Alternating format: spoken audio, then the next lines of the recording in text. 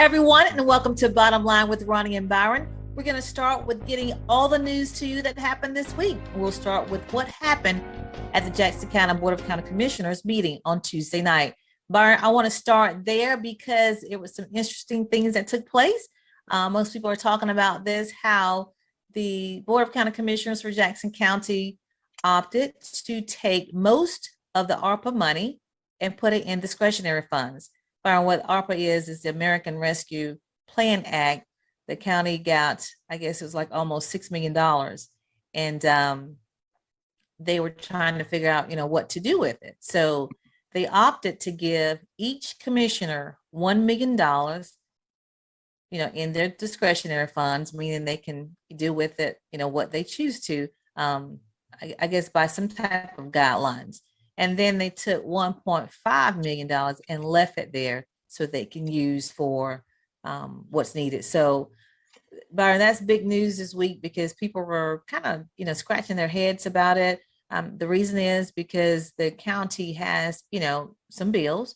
They have, I think it's a $3.5 million credit line that they were looking at, and they was trying to say, maybe we should pay that off. And two of the commissioners, that's what they wanted to do. And that was Paul Donifro and Alex McKinney from District 1 and Paul Donifro, of course, from District 3. They wanted to take the money and pay off that debt.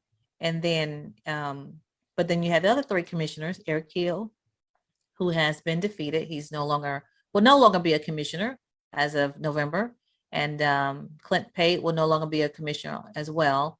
And Peacock. So you had those three that voted to use the money to put in their discretionary funds. And then you had the two that chose not to. So, Byron, quick question. Go ahead. Is this $1 million discretionary fund that they've taken from the ARPA, is that gonna cover the FY, the whole year that they spend it, or how does that work? They just did it for the 60 days. They have 60 so they're gonna spend this $1 million within the 60 days of them staying the other. Exactly. 60 days. So because look at it, they leave office November the 22nd. So that's right in the timeline of the 60 days that they can spend it. So it just kind of looked I don't know. It's not so a good look. I'm curious to find out, what's what they're gonna spend $1 million on in 60 days? What's the push for that? What's the intent? That's a good question. I know, some people, I think some of the talk, and we'll let the audience listen to a little bit of that meeting. We do have a recording. Okay. They threw out some roads and projects like that, I think. But the interesting thing is, again, Byron, there's a $3.5 billion credit line that they, have. Million. Here's some numbers for you. Let me get this. Had they chose to pay off that, credit line with the ARPA money, it would have freed up $527,000 for the loan payment for 22-23 year, because they would have paid off the interest and the principal with that money. And so they could have freed it off. And then for future, they could have freed up $240,000. I'm looking at my notes. So that's what people are kind of griping about, like, you paid the $3.5 million, but you would have freed up that money that could have gone to something else. So, and those are jobs, right? I mean, that could go towards jobs, especially with. You're right, because here's the other thing. They froze. That's the other thing that happened. They have frozen 10 positions in the county to save money. 10. So there's 10 vacant positions they're choosing not to fill right now to save money. So you would think, okay, you're trying to save money on this end, but you're choosing to take $1 million and give it to each county commissioner to do what they want to do with it. And that's another one. The American Rescue Plan Act, is it in the stipulations to how the money is supposed to be used, or I'm sure they are. Look like if they're doing. I'm sure they are. But the point is, if there was you're actually asking, different departments to cut, or not fill positions and, to cut budgets. And then you have an opportunity to pay down one of your debts. but you choose not to do so because you're going to choose to spend it. So you tell me, does that make financial? No, it's definitely don't sound fiscally responsible, especially with the taxpayers' money. But Yeah. hey, it's got to be a reasoning for doing that, especially so quick and kind of stealthy. Yeah. So let's let the audience listen to just a little bit of that meeting, Byron. We'll roll it. That's your calculation, Pastor? All right. Yeah, my only concern, and I seconded, that's not the motion that I seconded. I'm concerned. That's why I wanted to make sure you understood. You've kind of changed everything. Yeah, I'm concerned about spending any of the ARPA money moving forward. Any of it. I think that none of those dollars need to be spent at this point in time until we rectify the deficit that we have between revenues and expenditures, which is going to be something we're going to be dealing with next year and the year after. I'm in favor of using some of those ARPA dollars that are 3.6 to pay the debt. You know, that's a cost savings to us every year. You know. Yeah. I agree with that. All right. So your original motion. Yeah, Zach, 1%, and then the 533,704 divided equally between the five of us, that calculation they just mentioned, to be taken out to balance that remainder of the budget at 533,704. That was my motion. Right. And Are you still seconding, or are you thinking? well, I still think we need to deal with the original motion first. So Byron, as you see, Donafro, did state that he would like the money to pay off the deficit of the $3.5 million and to, leave the money there so it can do that. So what they've done, again, I'll wrap it up.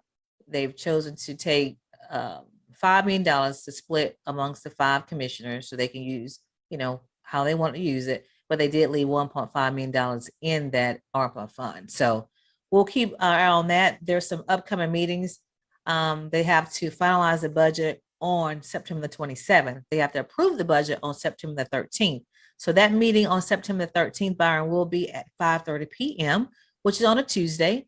They have to do it after 5 o'clock is what I was told. So that's why the meeting is at 5:30 p.m. on September 13th, which is a Tuesday. And then 2 weeks later, that's for the approval. And then 2 weeks later, they will finalize the budget, which will take place on September the 27th. Now, I don't know if you noticed, but they kept the property tax rate the same, which is 7.44. And they said that even though they kept it the same, it's going to actually prove beneficial because some of the property value has increased. And so it's going to generate over $1 million more than it generated last year. So that's interesting. I think it's like 1.3 something more than it would generate last year because the property values in the county, I guess, has increased. So that's positive. Yeah. So again, just want to kind of, yeah. Again, and on that note too, regarding the county, we did have a resignation that took place. Byron, Danielle McDaniel, who is the finance director, she has pretty much resigned. She has resigned, and her last day is September 30th. So that piece in itself is interesting. She's been with the county, Byron, for 17 years. Yeah. So nobody, haven't announced that she's going anywhere else. So you just kind of leaves your mind to wonder, right? Yeah. And what was her position again? He was a finance director. Okay, so, finance director leaves, and we get this. I'm not a big coincidence guy, so I'm gonna leave it alone. September the 30th is her last day. That's Danielle McDaniel. So, again, I want to kind of let people know that our local and state news is brought to you by Brightway Insurance. Brightway Insurance is located on Caledonia Street in Marietta. That's 2867 Caledonia Street. And you can reach them for any property insurance needs that you may have at 850-633-3460. But I'm going to move on to my next story, and it's regarding Florida Highway Patrol sent us a message, and we'll air that separately. We may air it a little bit, maybe like a few seconds of it, But basically, they were trying to encourage people to be safe because, Byron, they've had so many accidents in the last several weeks. You had the accident on highway, actually the actual I-10. You had the accident on Highway 162 where the truck drove over into the water, and so they're really just wanting people to kind of pay attention and be more cautious when they're driving. So Byron, Jason King, which is the public this is public affairs or public relations person for FHP, sent us this video, and let's air a little bit of it right now, and then we'll air it in its entirety by itself on a separate segment. So let's see what Jason says. So we want to help educate the public today by addressing 4 Ds: DUI, drowsy, distracted, and defensive driving. Drowsy and DUI driving are very similar. People lose their ability to react properly and recover from poor driving choices. We encourage folks, if you are drowsy, pull over to rest area and sleep, or get enough rest before you travel. Always be safe. As far as the DUI, if you're following behind someone you suspect is DUI and you see that they're speeding up, slowing down, crossing over lines, please call Star FHP or 911. Give as much information as you can safely, but create safe distance so you don't become a part of a scene. Next part is distractive driving. They all kind of tie together. Distractive driving will be someone getting onto their kids, messing with the radio, messing with their phone, mapping or texting or playing games while they're driving. That takes their attention off the roadway, and in 60 miles you will travel near 240 feet without knowing it. So we ask people, put your cell phones down, put everything down, become a defensive driver, and pay attention to your road and plan ahead. That keeps Florida safe. So again, Byron, that is Jason King from the Florida Highway Patrol. He is the public affairs officer, and just kind of wanted to kind of let people know, hey, drive for yourself and drive for others when you're behind the wheel. My last thing I want to talk about is the Flee Across America that's taking place this weekend, Byron. That is a big deal for a lot of people, and it stretches from, it's a flea market if you don't know, it stretches from Jacksonville to Pensacola on Highway 90. So you will see, people put out everything that they want to sell. It's a huge, yard sale. So, if you go on Facebook, you'll see Flee Across Florida, Washington County. You'll see Flee Across Florida, Jackson County. And people are posting pictures of what they have already. So if you're driving down Highway 90, you will see a lot of things being sold, from plants to furniture to everything, Byron. So you may want to take a drive just to kind of see. I need to get out there myself with 5 kids. Every year we got something we got to give away, or I might have to post up myself. Yeah. It's the longest open market ever. I guess, I don't know how many miles that is from Jacksonville to Pensacola, but it's pretty long. But this is interesting. It says that for the final time. So I'm not sure okay, so that means the final time this year, because it happens several times a year. So I think it happens maybe like 2 or 3 times. So I think this is the final one for 2022, Byron. So again, take note. If you're looking for something, you want to make sure you get it at a reasonable price, check out Flee Across Florida this weekend. So, all right, Byron, again, our local and state news is brought to you by Brightway Insurance. You guys make sure you give TD Horn and his staff a call at 850-633-3460 and ask them what can they do to help you with your insurance needs. Byron, what do you have for national news? Okay, before I get into it, I want to talk about People's Funeral Home. They're here when you need us. Long Granbury Funeral Services doing business as People's Funeral Home, Mariana and Battle Mortuary. Their services are provided 24/7 when the need arises. So please give Gwen and Cephas a call at 850-482-2233. Again, that's 850-482-2233. That's People's Funeral Home. So I know it's hit national news as far as on the national media streams, and it goes without mentioning Queen Elizabeth II dies at 96, and making Prince Charles becomes King of England. Her death came Thursday, September the 8th. Buckingham Palace announced that the royal doctors were concerned about her health, and it wasn't much long after that.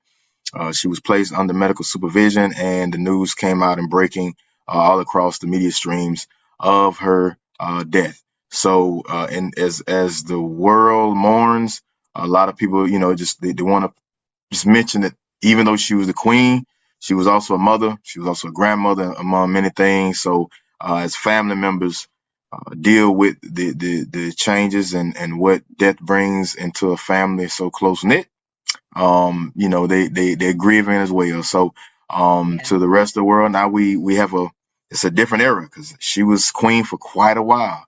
A long And time. yeah, a long time. That's all I've ever known. So, and King Charles he comes in as king. I believe he's 73. I think he's 73 years old, 73 or 75. I may be wrong, but yeah, he becomes king. So Yeah, now it's God save the king.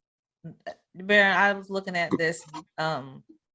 To me, it looks like when we saw some of the footage, just in the last day or two, he looks better Yeah, he than he looks has. spry. Yeah, I don't know if you got I some don't know what vacation that time. is. Yeah, he looks younger because to me, he's always looked pretty close in age to his mother, unfortunately. Mm-hmm. Mm-hmm. And I just, I don't know if it's because, I'm sure he's wondered in his mind, like when it's going to be his chance to be king. His mother was on the throne for 70 years, Mm-hmm. and so that's a long time. And so he's, like I said, he's mid-70s right now, and he's probably, was feeling I don't know if it was just kind of some kind of anxiety or whatever, but honestly, to me, I don't know if anybody else made this assessment, but he looks much better. So Yeah, I noticed that too. yeah. So and my next story it's a quite a spin. A politician accused of Las Vegas journalist murder was upset over the reporting. His DNA was actually found at the crime scene, even as well as video footage. So Robert Tellis, I hope I'm pronouncing his name right, Tellis, 45, was booked on suspicion of murder after prominent review journal reporter Jeff German was killed over the weekend.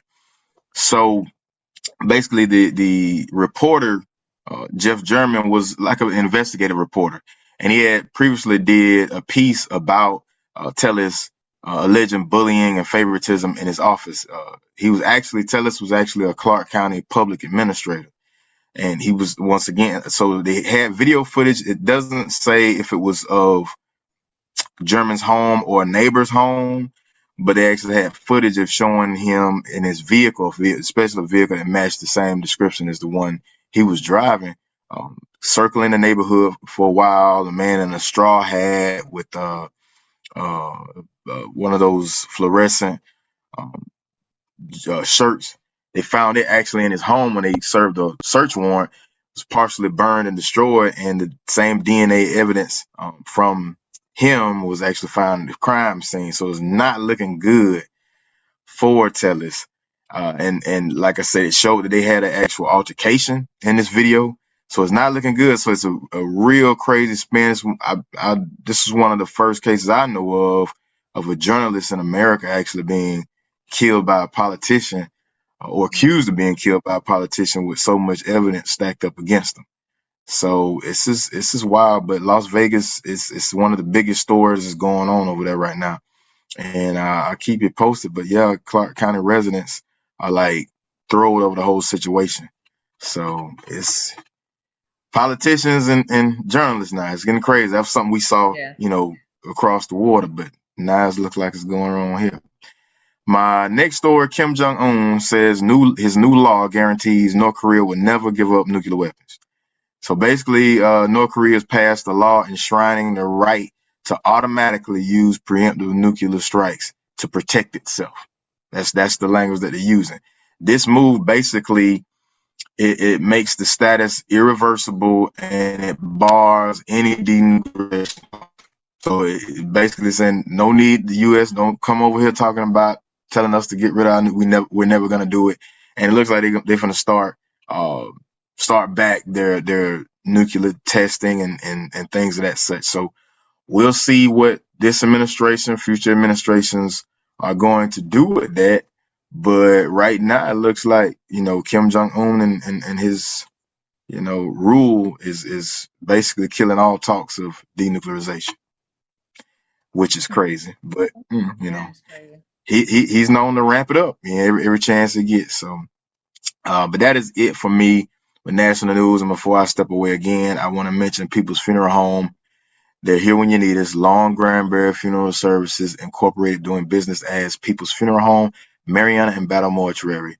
Their services are here 24/7 or when the need arises. So please give Gwen and Cephas a call at 850-482-2233. Again, that's 850-482-2233.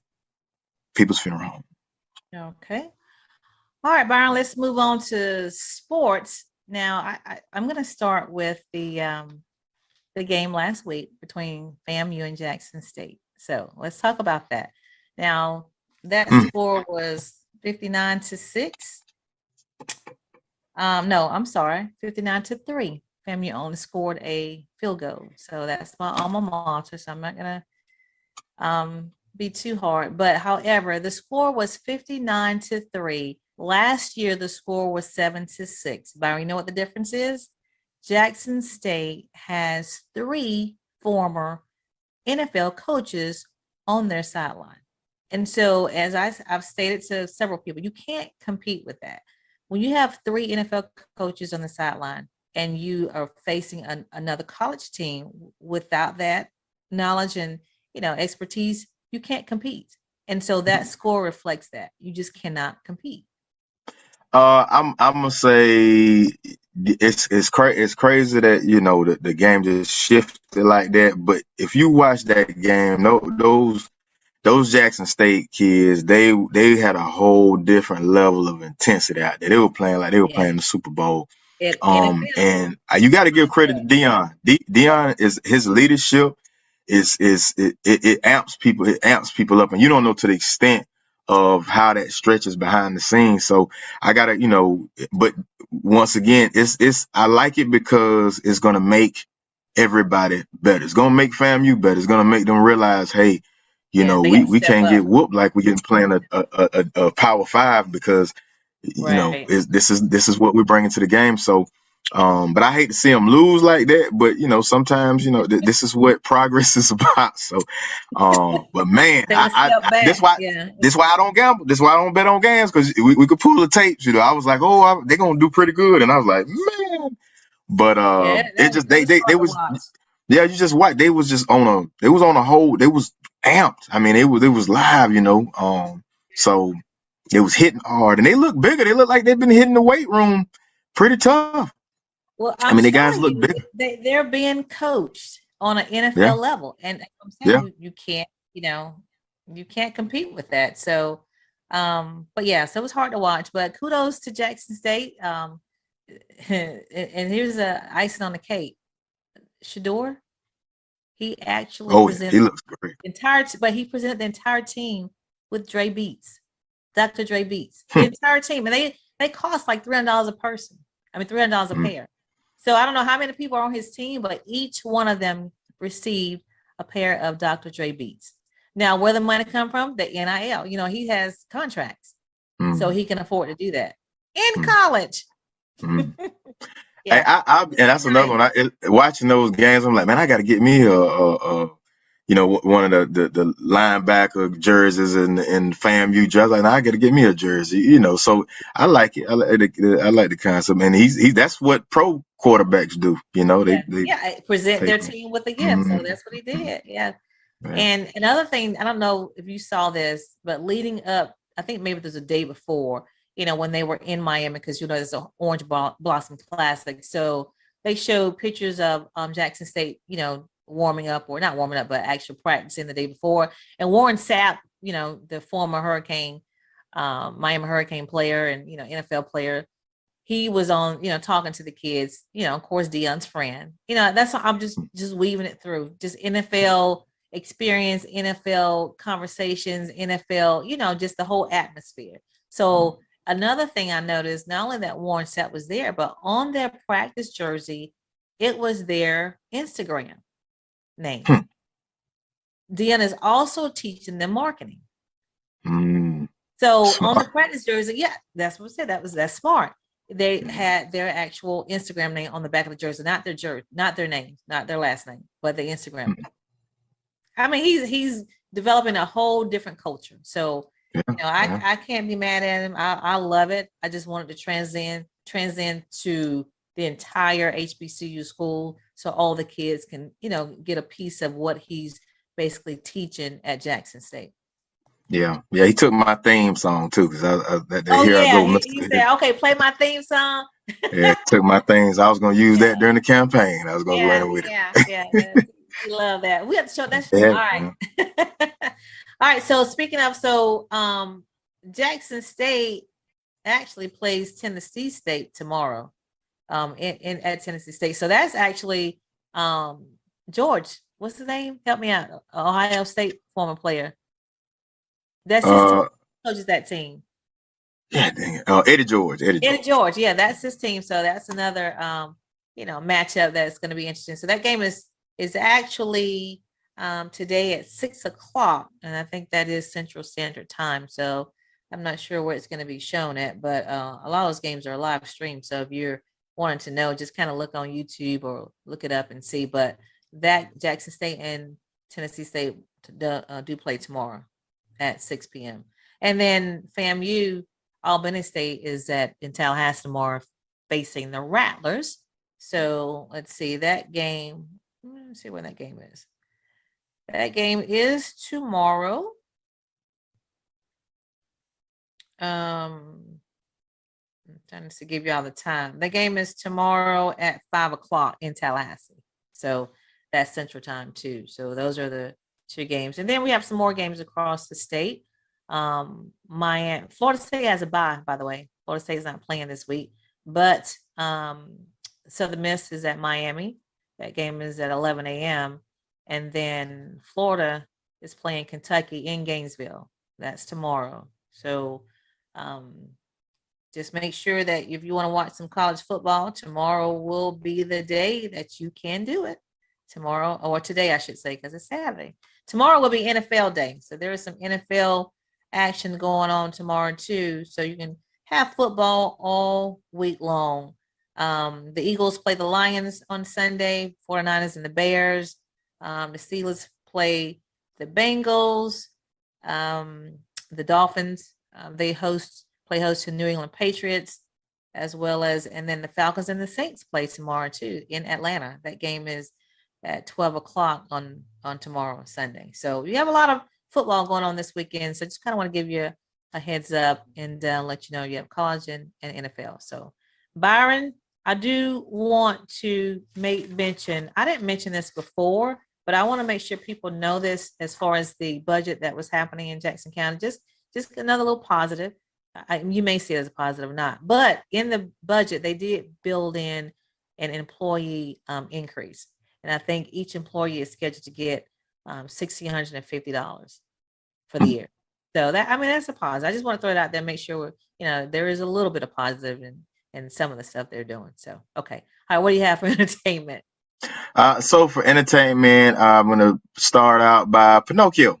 Pinocchio, the new Pinocchio film came out, I want to say it was Thursday, and it reveals they just came out with the new character posters of Tom Hanks as Geppetto. So not only do you have Tom Hanks in the front and center as Geppetto, you have Cynthia Erivo is the Blue Fairy. Joseph Gordon-Levitt brings Jiminy Cricket to life. And of course, they still have the same puppeteers. Benjamin Evan Ainsworth is the puppet who makes the entire story go. And it's cool to see the story of Pinocchio come back. I was talking to one of my youngest twins, and as I tell them about Pinocchio, you tell a tale, your nose gonna grow longer. So if anybody get a chance to catch that out, it's hitting the theaters. Should be in theaters as we speak. So it's cool to see those posters come out. Next story, Criminal Minds. So for a lot of those Criminal Minds fans, the Criminal Minds revival is new. It has a new title, and it is Criminal Minds Evolution. So that's going to be the title of this 10 episode quasi 16th season. And they also have Friday Night Lights vet Zach Gilford is joining the cast as a recurring season bad guy. Elias Voigt, operations analyst for a global cybersecurity firm who has a dark side and obsessed with death. So it'll be cool to see that come back. So tune in. It plays on Ion like a million times. So Criminal Minds is coming back. I know my wife's going to be very hyped up about watching that one. Last story, Eminem. Rapper Eminem admits that he's taking over 75 to 80 Valium a night after his near fatal overdose with methadone. The rapper he opened up in his new album recording release called Relapse, where he revealed taking all of this Valium just to deal with the withdrawal symptoms after the overdose. So it's crazy. I didn't even know that Eminem was going through this type of substance abuse, but he talks about his recovery. He stated that he remembered when he first got sober and all of it was out of his system. He remembered just being really happy and everything was new to him again. It was his first album and the first time that he had fun recording in a long time. So it kind of got him back to remembering what it was like to discover rap and to start back rapping and get all his brain back into it. So he just, he talks about his story and his situation and his experience. So in 2020, he posted a pic of his 12-year sobriety coin. So he's trying to, move forward in a positive light. But yeah, Vicodin, Valium, and Ambien toward the end, which caused his overdose, methadone. So that is it for me and entertainment. Well, Byron, I want to piggyback on your entertainment. And I'm only sharing this we're talking about this because it popped up several times on social media about Stacey Dash, how she had this breakdown last week. Being so late. Yeah, that she didn't know that DMX had died over a year ago. And she was like uncontrollably sobbing. And so there were jokes going on about that. So I just want to make sure everybody knew, because when people were saying, did y'all tell Stacey Dash about the Queen? I didn't get it. Yeah, I was just about to mention that one. Somebody made a post on her page like the Queen just passed away, so you don't. Boy, the internet is undefeated. Yeah, but she was just so broken up. Bless her heart. Like, he died a year ago. But okay. Anyway, so with that said, we'll move on to our relationship tea topic. And today we're going to talk about how to move forward after hitting a roadblock. So Byron, what that means is, we've talked about, in order to get more, you have to do more. We've talked about, staying focused, so now, what do we tell the people when you hit that roadblock in accomplishing your dreams or your goal? How do you continue to move forward? I mean, because you get beat down, you get discouraged.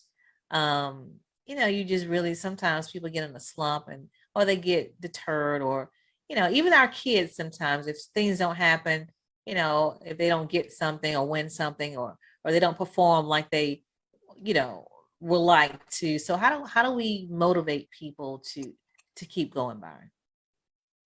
I said from my experience, as people, we have to be prepared for failure.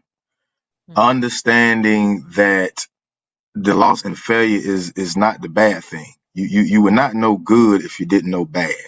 You would not be able to rejoice. You would not be able to testify if you hadn't went through. You're gonna have me preaching now, but you wouldn't be able to rejoice in that moment. So for me, people thought I was crazy when I was saying I was going in the Marines, and I said, man, you crazy? Why you?